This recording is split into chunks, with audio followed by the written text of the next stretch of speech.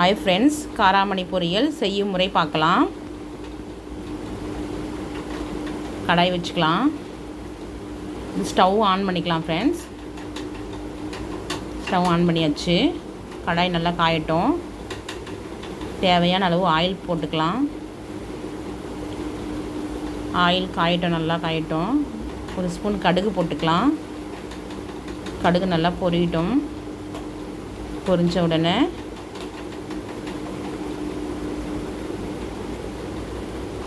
கருவேப்பிலை போட்டுக்கலாம். கருவேப்பிலை நல்லா பொரிஞ்சிடுச்சு. இப்போ ஒரு வெங்காயம் போட்டுக்கலாம். கட் பண்ணி வச்சுருக்கேன், அந்த வெங்காயம் போட்டுக்கலாம். வெங்காயம் நல்லா வதங்கட்டும். 2 பல்லு பூண்டு போட்டுக்கலாம்.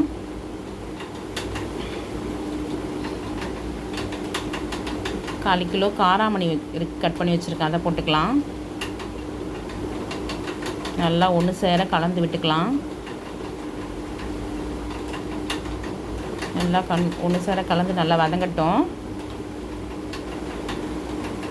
இப்போ தேவையான அளவுக்கு உப்பு போட்டுக்கலாம்.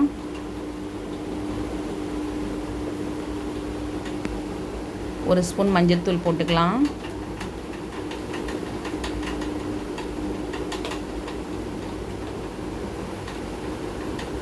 மிளகாத்தூள் போட்டுக்கலாம். 1.5 ஸ்பூன் மிளகாத்தூள் போட்டிருக்கேன். நான் காரம் கம்மியாக போட்டிருக்கேன். நீங்கள் வேணும்னா கூடவும் போட்டுக்கலாம். நான் தேவையான அளவு போட்டிருக்கேன் மிளகாத்தூள். நல்லா ஒன்று சேர கலந்து விடுங்க.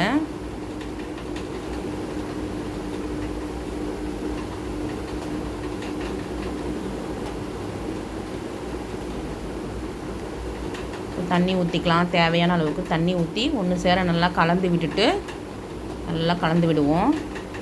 ஒரு 10 நிமிஷம் நல்லா ஆவிலே வேகட்டும். பாருங்க, நல்லா வேகட்டும். வெந்துடுச்சு. நல்லா ஒன்று சேர கலரி விட்டுட்டு, இந்த காராமணி பொரியல் உங்களுக்கு பிடிச்சிருந்தா லைக் பண்ணுங்கள், ஷேர் பண்ணுங்கள், கமெண்ட் பண்ணுங்கள், சப்ஸ்கிரைப் பண்ணுங்கள். தேங்க்ஸ் ஃபார் வாட்சிங்.